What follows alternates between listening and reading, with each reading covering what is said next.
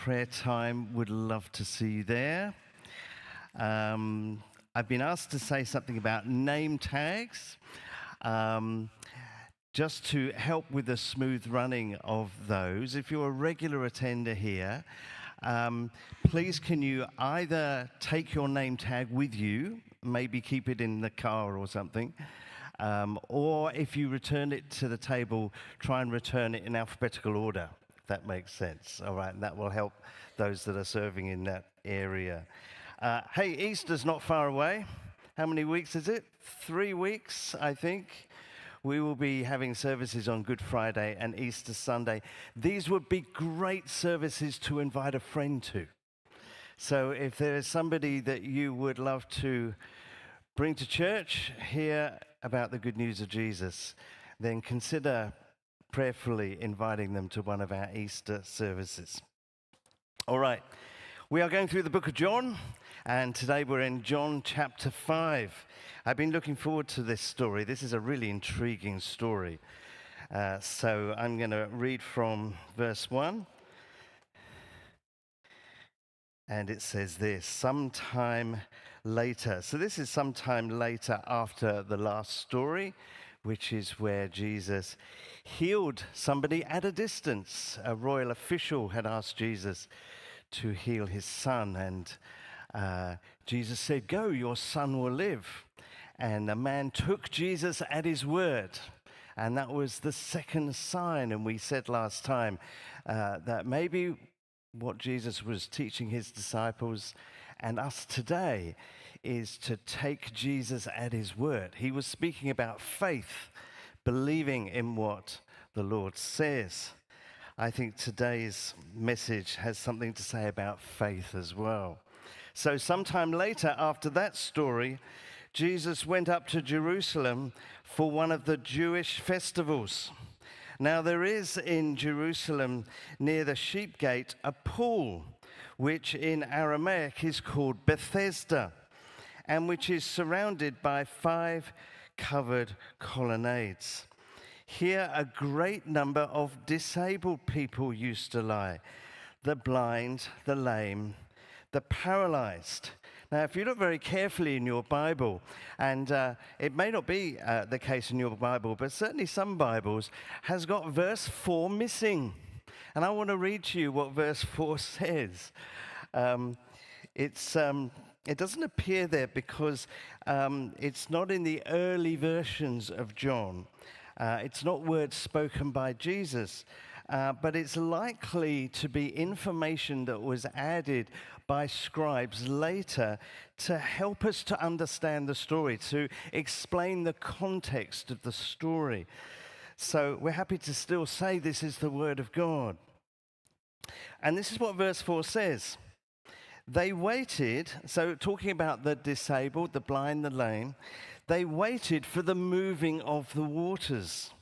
From time to time, an angel of the Lord would come down and stir up the waters.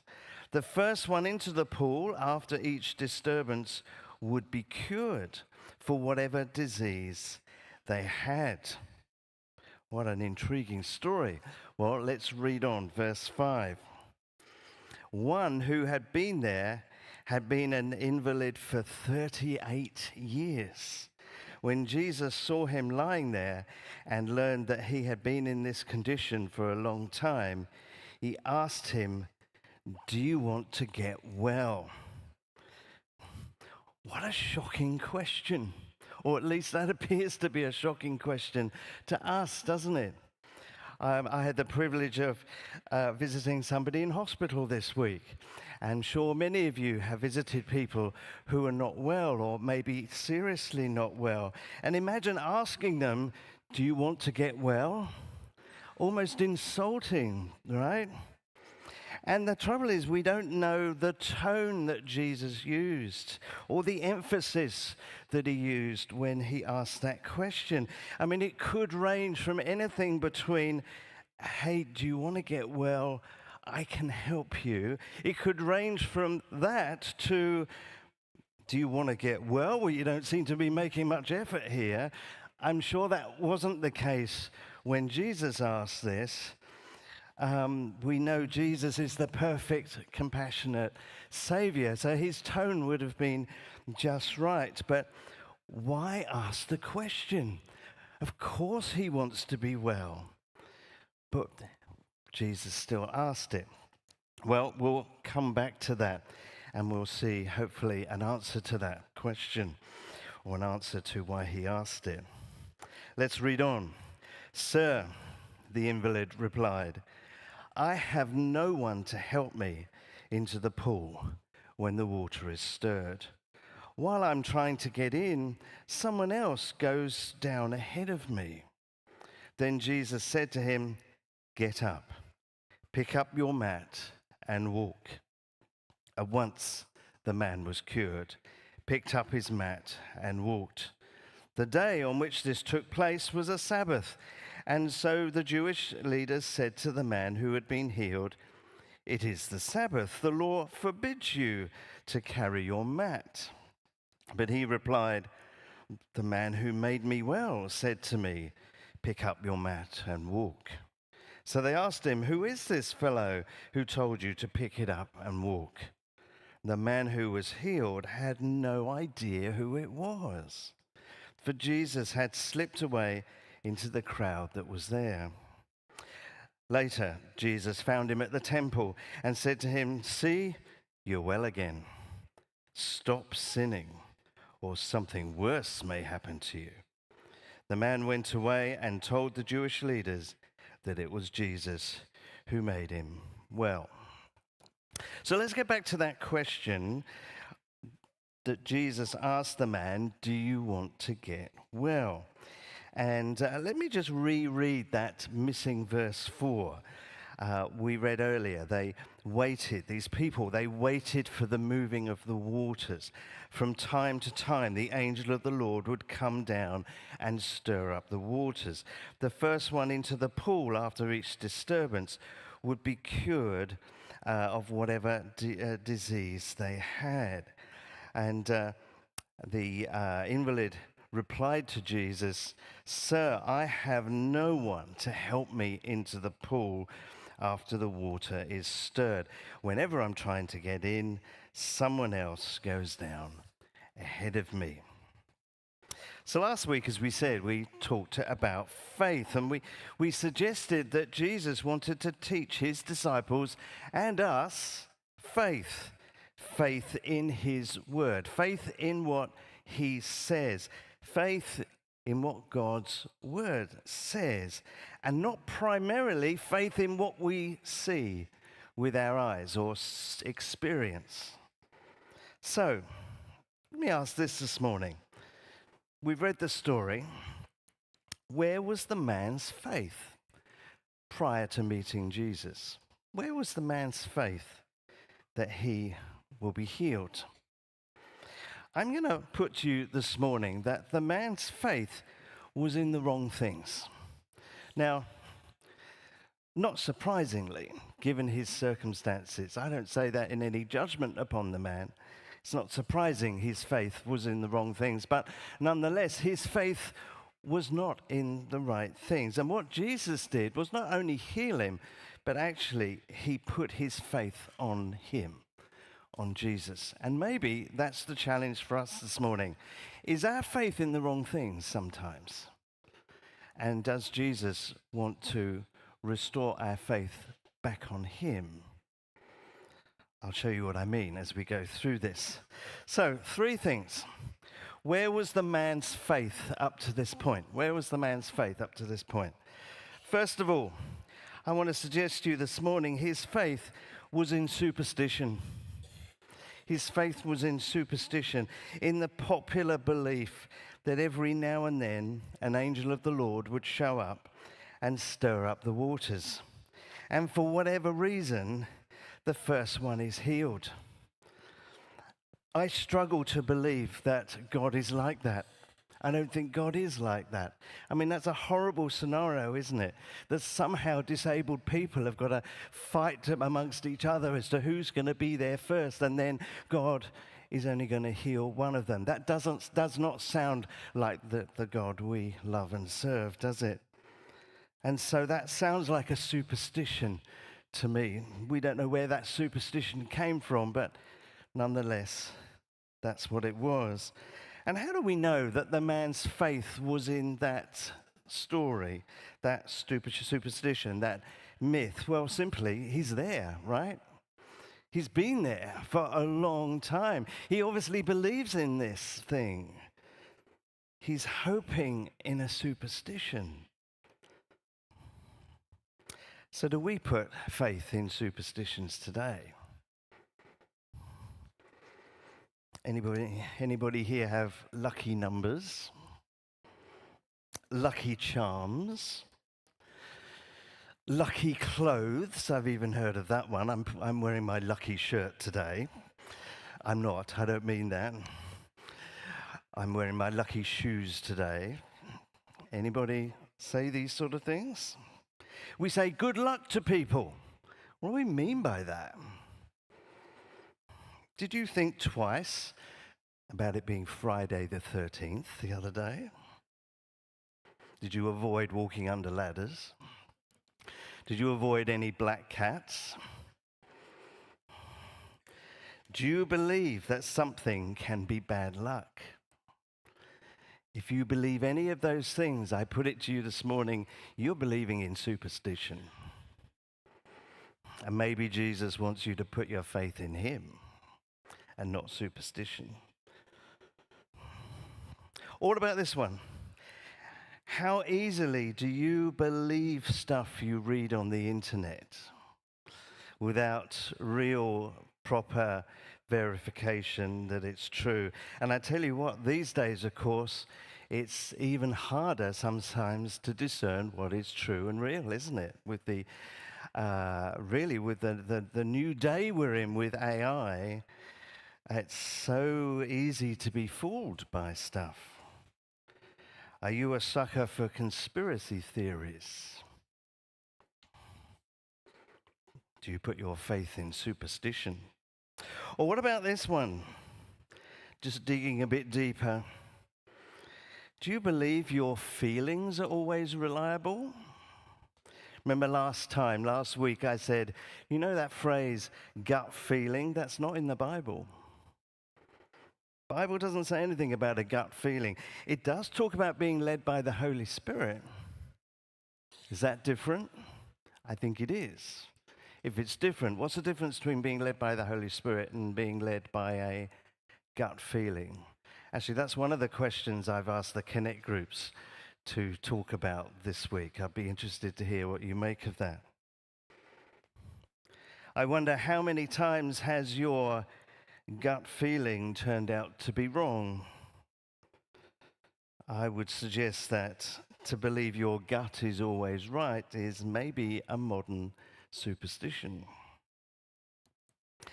Well, what does Jesus do for the man, and maybe what does he do for us? He simply takes his eyes off the superstition and he puts his eyes on him, puts his faith in him.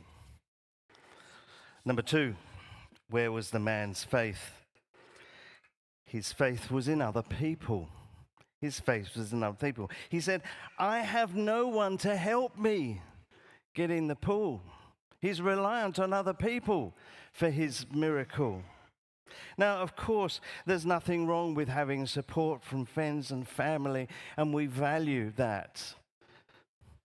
But at what point do we demand or expect things from those close to us that only God can give? We'll come back to that. I have a question for the man, and because I don't know him and we're 2,000 years later, I think I can ask this question. It might seem a bit cruel, but I have to ask the question. If he's reliant on people, and it's been 38 years with no one to help him, why hasn't he come up with a different plan? One that doesn't rely on other people? And where I'm going with that is it possible he has a pity me mindset? You know what I mean by that? No one's helping me. I try, but I'm just not good enough. My family don't care anymore. My friends have abandoned me. I'm speculating here, but is it possible he had a feel sorry for myself mindset? Because he had expectations of other people, and those expectations were not being met. Well, what does Jesus do? He takes away his expectations of other people. No other people are involved in the miracle, and he simply puts his faith on him. Let me ask you this morning, do you have too much faith in human beings, where perhaps your faith needs to be in God? What do I mean by that? Do you have expectations of people that are unrealistic? Do you demand things from people that are close to you that only God can give you? Things like perfection. Do you demand perfection from people when only God is perfect? Do you expect unconditional love from people when only God is able to give unconditional love? Do you expect kindness, patience from people when only God is fully kind and fully patient? Now, of course, as God works in our own hearts and as he fills us with his Spirit, we can try to be those things with his grace and his help to others. But do we expect people to be our rock when only God is our rock? Number 3, where was the man's faith? I think his faith was in how things should be, according to his thinking. You see, and again, I'm speculating, but just looking at the evidence in the story, I wouldn't be surprised if this is how he thinks. This is how God will heal me, he thinks, or this is how God's angel will heal me. The Lord will come. He will stir up the waters. All my friends and family will be there helping me into the water. I will be the first in, and healing, miracle. Everyone will join with me in celebrating God's goodness towards me. This will be my moment. I imagine that's how he might have been thinking. I've put in brackets, I will be the center of attention. Isn't it interesting how Jesus deals with him, though? He shows up, no need to get in the water. No one else is involved. It's very quiet. There's no applause. There's no attention after the healing.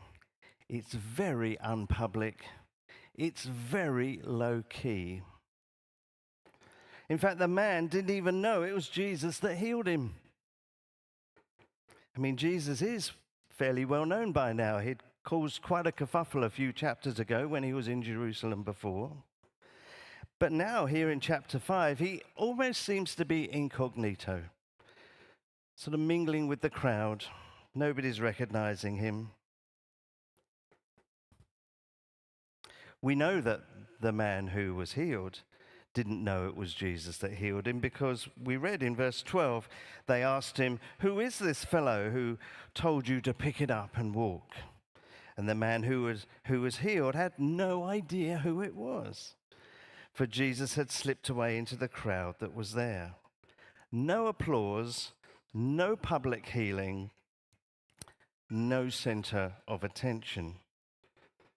Jesus answered the man's prayer, but not in the way he had expected. Let me say that again.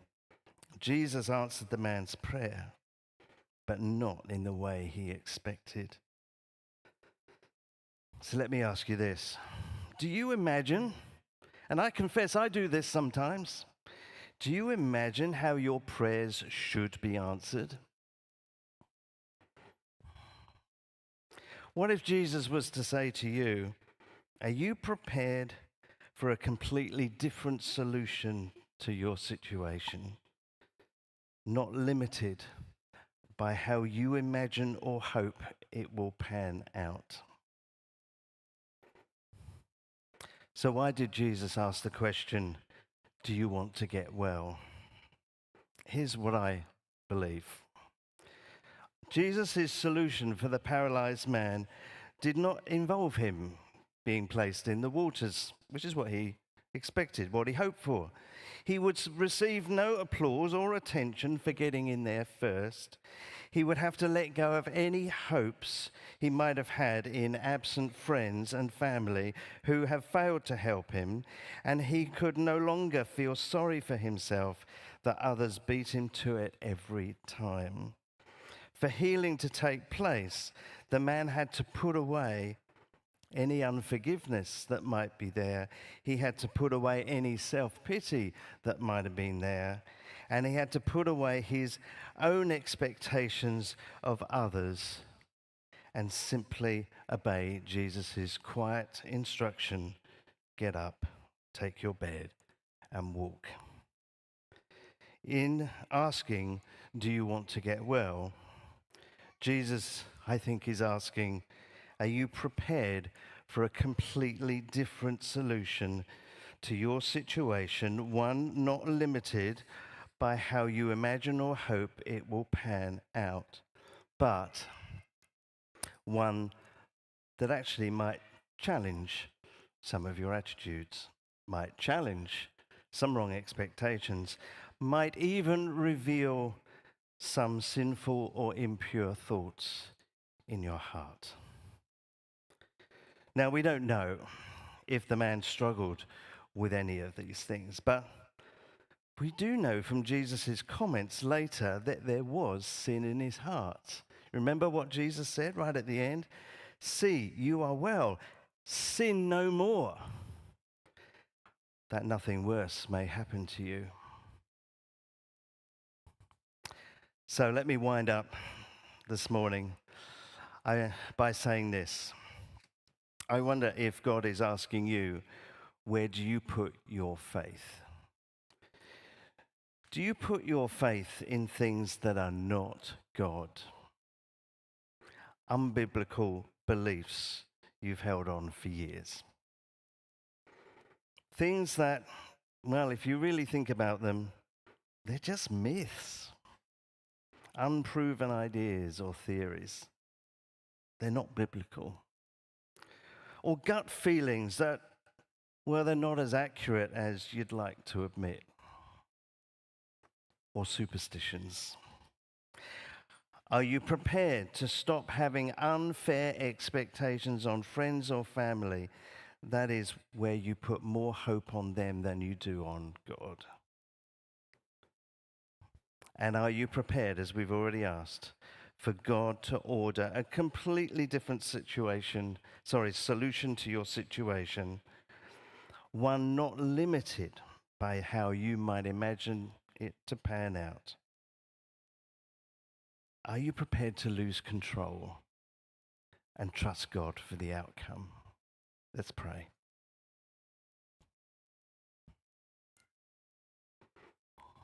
Lord, I want to pray for anybody here today who is praying for something or praying about a situation, or